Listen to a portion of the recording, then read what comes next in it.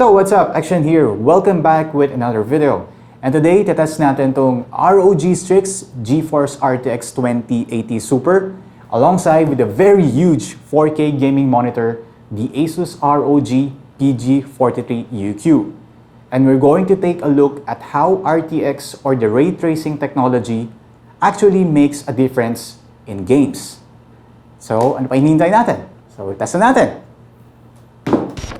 First, with some of my favorite games. I'll be playing Call of Duty Modern Warfare and Formula 1 with this machine, which has the following specs. And will measure the FPS counts on 4K Ultra High settings. Dito, wala pang RTX support so will only show the FPS counts from my benchmarks. As you can see naman, the games do really perform smooth with the ROG Strix GeForce RTX 2080 Super graphics card. And in fact, we can max it out on Ultra settings on Call of Duty and Formula 1 respectively. But, medyo iba na yung storya when we're trying RTX-enabled games such as Shadow of the Tomb Raider, Minecraft, and Battlefield 5. Dito, magiging interesting ang test na ito. First, sa Shadow of the Tomb Raider, as we find out, the implementation of RTX on this game is not really great. Pero at least, it supports it.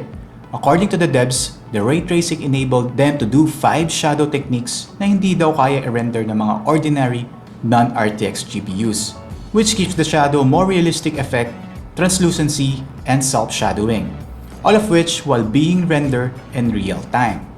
Nung niran ko yung benchmark on 4K Ultra initially with RTX off, I was surprised to see how good the game graphics was already. The lighting, the shadows, and the elements render well. Pero medyo mababa lang yung FPS maybe because the game is too intense for the card to handle. Setting it to 4K medium did it at 60 FPS, even with RTX on. And just like what I said earlier, hindi magandang RTX implementation sa game na ito. Kasi even by turning it on, hindi mo basta-basta makikita ang difference in terms of overall quality unless you look very closely. Para wala ngang pinagbago. So next is on Minecraft. Here, we have the RTX-enabled beta version, which could be enabled by joining the Xbox Insider program as well as having the copy of Minecraft Windows Edition for PC. Sa ngayon, I don't know the story about Java Edition users, so let's stick with this na lang muna. And as you can see naman, it's already different from the usual Minecraft graphics na nakasanayan natin in the past years. So what does RTX do here? Dito na ngayon papasok ang technologies that these RTX cards comes with, such as the DLSS2, which according to NVIDIA is a real-time rendering technique which renders a few vital or important pixels and then using AI or artificial intelligence to construct sharper and higher resolution pixels and run at much faster frame rates. So parang ang ginagawa ng DLSS dito is i-render lang yung mga important pixels and then it will depend on AI to reproduce the other details so that what the users can see is like realistic versions, textures, and images. There's the global illumination which enable path tracing as you can see with the lights bouncing on the surface. Dati kasi hindi ganun kaganda ang light bounce effect. Now, it's like a real light source being pointed onto something bouncing off correctly and their PBR or physically based rendering texturing system, which gives the capability to make blocks, waters, NPCs, and other objects have varying reflectivity and looks. The RTX technology also gives better reflection and shadows, again, making them look more realistic than before. Although based on our observation, medyo nag-struggle ito when we try to render full 4K on it. Stuck at around 40 to 50 frames per second lang due to the actual rendering happening real time. That could be perhaps improved in future version of Minecraft. Again, beta pa nga lang ito. Unlike when on a smaller resolution, which can do 60 FPS or above, still, playable pa rin and actually mas enjoyable ang Minecraft with these futuristic renderings. Next is our test on Battlefield 5. This is the first game to actually launch with ray traced reflections. Although dito, yung reflections nila ay selectively applied towards surfaces such as water and glass, which is seemingly different than Minecraft's approach na pre-applied na yung reflections of all surfaces, giving much load on the renderer, thus reducing performance on Minecraft in return.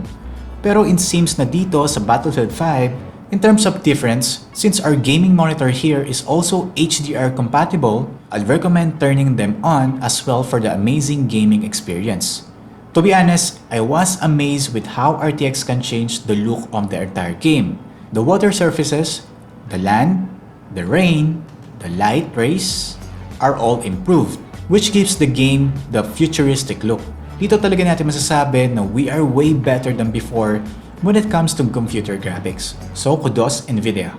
Makikita naman natin na parang mas buhay na buhay ang paligid when RTX is turned on. As you can see with our comparisons here, and the difference is actually big when it is turned off. Even with HDR turned off, kitang-kita pa rin ang difference. So ngayon nakita natin kung ano ba talaga ang RTX at ano ba ang nagagawa nun sa mga laro. For me, I think it makes the gaming world graphics more exciting kasi this technology will open new possibilities for game developers and designers out there to create more realistic, although demanding games in the future na mas magiging exciting laruin due to its realistic features. In terms of the hardware, we've used the Asus ROG Strix GeForce RTX 2080 Super. Got good temps when gaming. Hindi siya ganun kainit as we see here. And the gaming monitor, sobrang ganda gamitin at napakaliwanag. Maybe due to the fact that it's 1000 nits and HDR compliant. Para siyang TV pero actual gaming monitor talaga. Finally, if you think that RTX and ray tracing technology in general is interesting, hope this video serves its purpose to help you decide na bumili ng RTX cards as your next graphics card. Nakita nyo naman, pinaganda nito ang mundo ng laro, diba? So, before ako mag-end, I wanna give a huge shout out kay Asus ROG and NVIDIA GeForce. So there you have it. Thank you guys for tuning in. This has been Xtian, so like the video, subscribe, and I'll see you on my next video. Bye-bye.